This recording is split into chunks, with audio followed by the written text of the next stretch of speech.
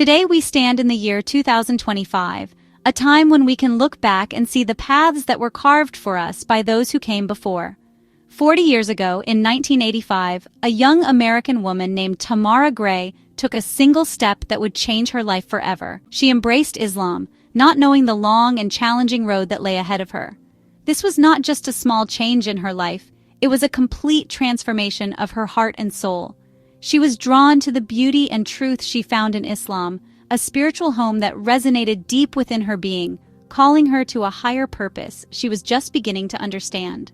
Her journey began in the heartland of America, a place where the call to prayer was not a common sound, and the sight of a hijab was rare. She was an ordinary woman who found something extraordinary in the words of the Quran. Her conversion was a deeply personal and spiritual decision, a private conversation between her and her Creator. Yet, this private decision would soon have very public consequences, shaping her experiences and interactions with the world around her. She did not have a large community to welcome her, or a library of books in English to guide her. She had only her faith, a burning desire to learn, and a heart full of hope for what was to come on this new path she had chosen. The world was different then, and the landscape for a new Muslim in the West was sparse and often isolating. Shaykha Tamara's story is not just about one woman's conversion, it is a story about seeking truth against all odds. It is a testament to the power of faith to guide a person through darkness and uncertainty. Her initial steps were filled with a mix of excitement and apprehension, a feeling that she was finally where she was meant to be, yet unsure of how to navigate this new spiritual terrain. Her heart was firm in its conviction, even when the path ahead was unclear and the support system was almost non-existent. This first step, taken in faith and sincerity, was the beginning of a legacy. It was the start of a journey that would eventually touch the lives of thousands of women around the globe. Shaykha Tamara Gray's story reminds us that every great journey begins with a single, determined step. It shows us that when you turn to God, He opens doors you never knew existed. Her decision in 1985 was a seed planted in the soil of sincerity, a seed that would grow over 4 decades into a towering tree, providing shade, shelter, and nourishment for countless souls seeking knowledge and connection. This is the story of that seed and the beautiful garden it has become. The 1980s were a challenging time to be a Muslim in America, especially for a woman who had just converted. The support systems that exist today were simply not available. There were few English-language resources, and the internet was not yet a tool for connection and learning. When Tamara Gray embraced Islam, she found herself on a lonely road. She longed for guidance, for sisterhood, and for knowledge that she could understand and relate to. The mosques were often culturally specific, and as a new convert from a different background, she sometimes felt like an outsider, struggling to find her place within the diverse tapestry of the Muslim community, which was still finding its own footing in the West. The feeling of isolation was a heavy burden to carry. Imagine wanting to learn more about your new faith but having no one to ask. Imagine going to a community gathering and feeling invisible, your questions unanswered and your presence unacknowledged. These were the realities she faced. The community, though well-intentioned, often did not know how to support a new American Muslim woman. They were navigating their own challenges of preserving their faith and culture in a new land. This created a gap, a space where new converts like Tamara could feel lost and disconnected, their spiritual enthusiasm dampened by the lack of accessible mentorship and genuine, welcoming fellowship. This struggle was not just about a lack of books or classes, it was about a lack of human connection. Faith is meant to be lived in a community, to be shared and nurtured with others. Without that support, the journey can feel like a difficult uphill climb. Shaykha Tamara experienced firsthand the pain of being misunderstood and the frustration of not having her spiritual needs met. She saw the immense potential for a vibrant, inclusive American Muslim identity, but the resources to build it were scarce. She felt the emptiness of a spiritual search without a guide, a ship without a compass, sailing on a vast ocean of yearning for deeper understanding and belonging. These early challenges, however, did not break her spirit. Instead, they planted a seed of determination in her heart. They made her realize the deep and urgent need for spaces where women could learn, grow, and feel a sense of belonging. Her personal struggles became the fuel for her future mission. She understood that if she was feeling this way, there must be countless other women who were also feeling lost and alone. This profound empathy, born from her own difficult experiences, would become the cornerstone of her life's work. Her loneliness was not an end but a beginning, a catalyst for creating the very community she had so desperately longed for. There comes a moment in every difficult journey when you feel you can go no further on your own. For Tamara Gray, that moment came when the weight of her isolation and her thirst for knowledge became overwhelming. She felt stuck, unable to find the teachers and the community she so deeply craved. In this moment of profound need, she turned to the only source of help she knew would never fail her. She raised her hands in prayer, pouring out her heart to God. It was not a casual supplication. It was a desperate plea from a soul yearning for guidance. She asked Allah to send her a teacher, a mentor, someone who could take her hand and lead her out of the darkness of confusion and into the light of knowledge. This prayer was a turning point, a pivotal moment where she surrendered her struggle and placed her complete trust in God's plan. It is often in our moments of greatest vulnerability that we find our greatest strength, because it is then that we realize we are not in control. We learn to let go and trust in the one who is. Her prayer was specific and sincere. She wanted to learn her religion from its sources, to drink from the pure fountains of sacred knowledge. She did not just want to read about Islam, she wanted to live it, to embody its teachings, and to connect with the long and beautiful tradition of Islamic scholarship that had been passed down through generations. And as is the promise of God, He answers the prayer of the one who calls upon Him. Soon after her heartfelt dua, doors began to open in ways she could never have imagined. She began to meet people who would become instrumental in her journey. Mentors started to appear in her life, individuals who saw her sincerity and were willing to guide her. These were the first glimmers of light after a long period of darkness. It was as if the universe conspired to answer her call, bringing the right people into her path at exactly the right time. This was a powerful lesson in the reality of tawakkul, of trusting in God's plan and His perfect timing. This experience solidified her faith in a profound way. It was a direct and personal answer to her prayer, a sign that she was not alone and that her struggles had been heard.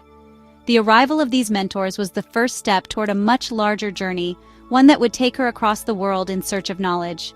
It taught her that when you sincerely ask for guidance, God will not only show you the way, but will also send you the companions you need for the journey. Her story becomes a lesson for all of us. Never underestimate the power of a sincere prayer. It can change your reality and set you on a path you never thought possible. The mentors who entered Shaykha Tamara's life opened a door she had only dreamed of, the opportunity to travel and study Islam in a traditional setting. This led her to make a life-changing decision to move to Damascus, Syria. At the time, Damascus was a beacon of sacred knowledge, a city where the echoes of centuries of scholarship could still be heard in its ancient mosques and study circles. For a student of Islam, it was like arriving at a promised land. The journey itself was an act of faith, leaving the comforts of home and venturing into a new culture and a new language, all for the sake of seeking knowledge. It was a testament to her deep desire to connect with her faith on a much deeper level. Arriving in Damascus was like stepping into another world. The air was filled with the sounds of the adhan, the call to prayer, echoing from countless minarets. The streets were alive with a rhythm of life that revolved around faith and community. Here, knowledge was not confined to classrooms. It was a living, breathing reality. She saw people of all ages flocking to study circles, eager to learn about their religion. For someone who had felt so isolated in her pursuit of knowledge back in America, this was a beautiful and overwhelming sight. It was the complete opposite of her previous experience, a world where seeking knowledge was the most natural and celebrated thing a person could do. The city of Damascus became her classroom. She immersed herself in her studies, dedicating her days and nights to learning Arabic, Quran, Hadith, and other Islamic sciences. It was an intense and transformative period. She was no longer learning about Islam from a distance, through translated texts. She was now learning it from its sources, in its original language, and from teachers whose chains of transmission went back centuries. This direct connection to the scholarly tradition was a profound gift. It was the answer to the prayer she had made in her moment of desperation, an answer more beautiful and complete than she could have ever envisioned for herself. Her time in Syria was not just about academic learning, it was about spiritual transformation. She was living in a land saturated with history and baraka, or blessing. She walked the same streets that great scholars of the past had walked. She prayed in mosques where saints and sages had prayed. This environment nurtured her soul and deepened her connection to her faith in a way that reading books alone never could. The journey to Damascus was more than a trip. It was a migration of the heart, a hijra toward Allah and His Messenger, and it marked the true dawn of her journey as a scholar and a future leader. In Damascus, I discovered something truly remarkable, something that would shape my entire future mission, a vibrant and powerful tradition of female Islamic scholarship. While the world often overlooks the role of women in religious education, I found that in Syria, women were at the heart of it. I had the incredible honor of studying with and learning from some of the most knowledgeable and spiritually radiant women scholars, or shaykhas. These women were not just teachers, they were living examples of piety, wisdom, and strength. They were masters of the Islamic sciences, and they held their own study circles, taught generations of students, and were deeply respected within their communities. Meeting these women was a revelation. They shattered every stereotype I might have encountered about the role of women in Islam. These were not women who were silenced or relegated to the background. They were confident, articulate, and powerful spiritual guides. They managed their households, raised their children, and dedicated their lives to seeking and transmitting sacred knowledge. They showed me that it was possible to be a devout Muslim woman, a wife, a mother, and a respected religious authority, all at the same time. Their lives were a beautiful testament to the high station that Islam affords to women who dedicate themselves to learning and teaching. I sat at the feet of these shaykhas, drinking from their wells of knowledge and wisdom. I learned from their character as much as I learned from their lectures. I saw in them a model of female leadership that was rooted in humility, service, and a deep love for God. They were spiritual mothers to their students, nurturing their faith and guiding them with compassion and care. This model of mentorship, based on love and genuine concern, left a lasting impression on me. The experience of studying with these women scholars in Syria planted a powerful seed in my heart. It gave me a vision for what was possible for Muslim women back in America and around the world. I realized that the isolation and lack of resources I had faced were not the true reflection of Islamic tradition. The tradition was rich with female role models, and it was my duty to bring that light back with me. I knew that I had to work to revive this tradition of female scholarship in the West, to create spaces where women could become the scholars, teachers, and leaders that their communities so desperately needed. After years of intensive study in Syria, I returned to the United States. I came back not just as a student, but as a scholar, a teacher, and a leader with a clear and powerful mission. My heart was full of the light I had gathered from the scholars of Damascus, and I was determined to share it. I carried with me the memories of the powerful women who had taught me, and I was inspired to create similar opportunities for women in the West. My return marked the beginning of a new chapter, one focused on building communities and institutions that could nurture the hearts and minds of Muslim women. I was no longer the lonely convert searching for guidance.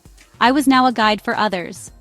Upon my return, I continued my formal education, earning a master's degree and eventually a doctorate, solidifying my credentials as a scholar in both traditional and academic spheres. This combination of classical Islamic training and Western academic achievement gave me a unique ability to connect with a diverse audience. I could speak the language of the tradition and also understand the contemporary challenges facing Muslims living in the West. My education was not for my own sake. It was a tool to help me better serve my community and fulfill the mission that had become my life's purpose. I was building bridges between two worlds, making sacred knowledge accessible and relevant. I remembered the loneliness, the lack of resources, and the feeling of being disconnected. I was determined to ensure that other women would not have to face the same obstacles. So I began to teach, to lecture, and to create small circles of learning, planting the first seeds of what would later grow into a global organization. I started locally, empowering the women around me, giving them the knowledge and the confidence to become active participants in their communities.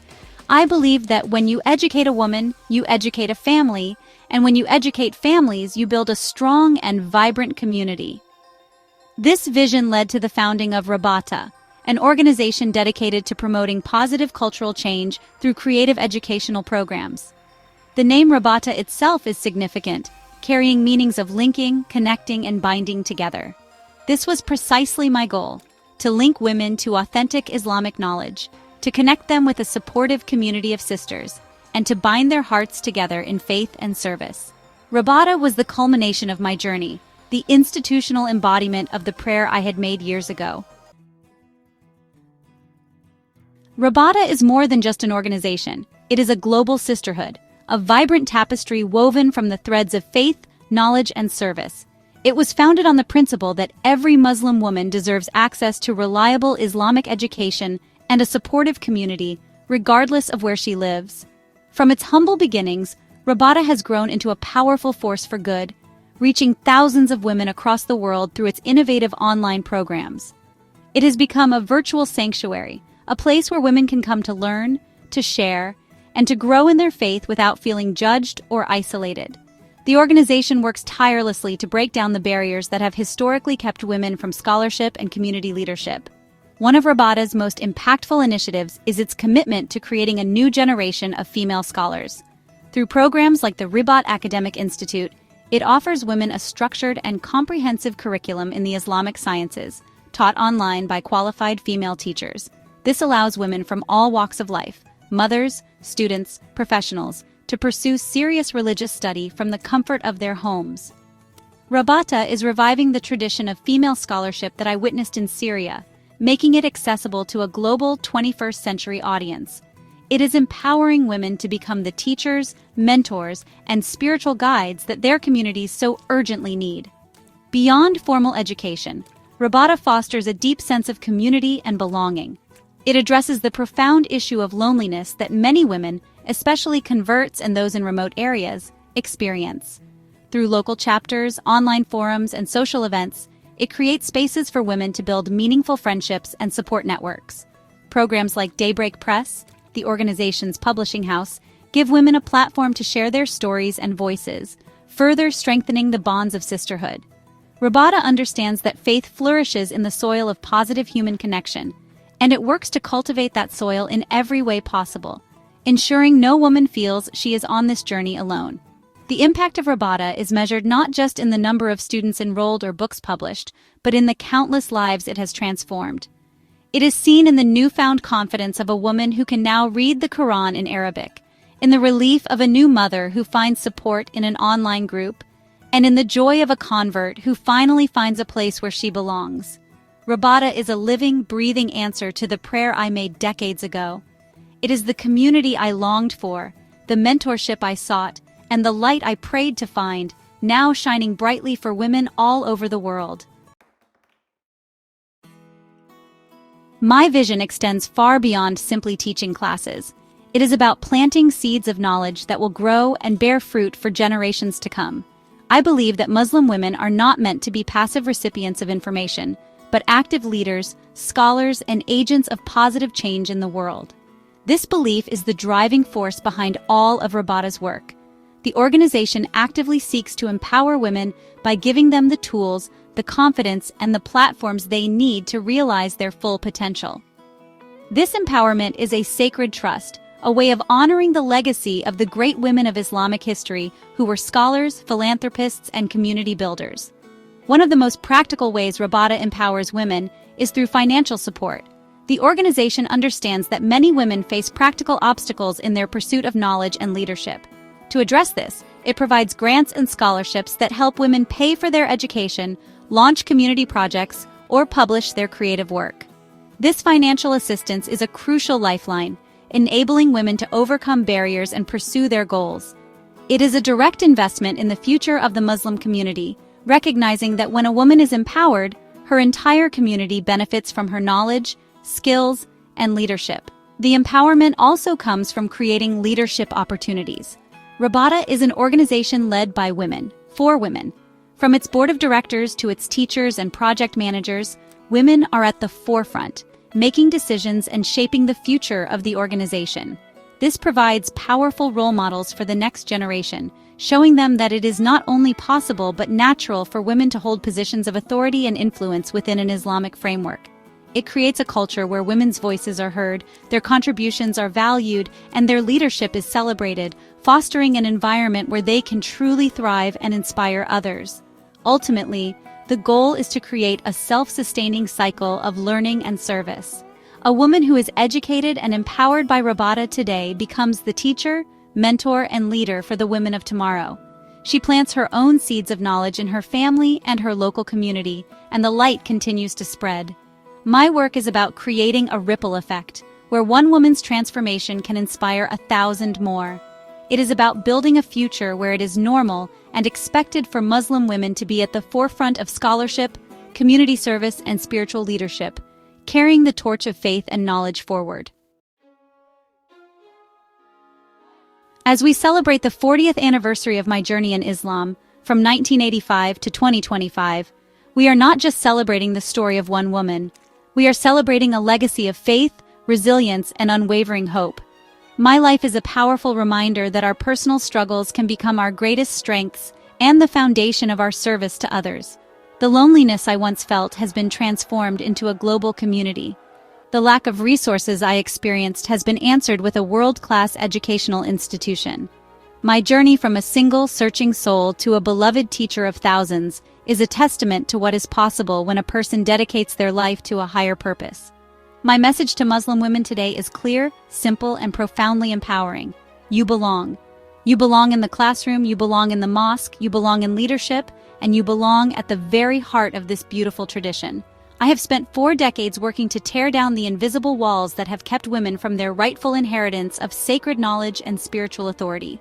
My life's work declares that a woman's faith, intellect, and leadership are not in conflict with her identity, but are, in fact, an essential part of it. I have shown through my own example that a woman can be deeply rooted in tradition while being a dynamic and effective leader in the modern world. Looking back over these 40 years, we see a path illuminated by light. It is the light of knowledge passed down from the women scholars of Syria. It is the light of community that dispels the darkness of isolation. It is the light of faith that can guide a person through the most difficult of trials. My legacy is this light, a beacon of hope for a future where Muslim women are universally recognized as scholars, leaders, and spiritual guides.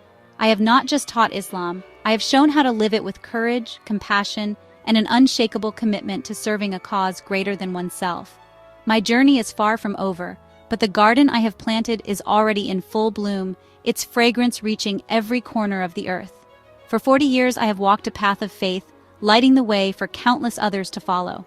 My story ends not with a conclusion, but with an invitation for every woman to seek knowledge, to find her voice, to build her community, and to become a source of light in the world.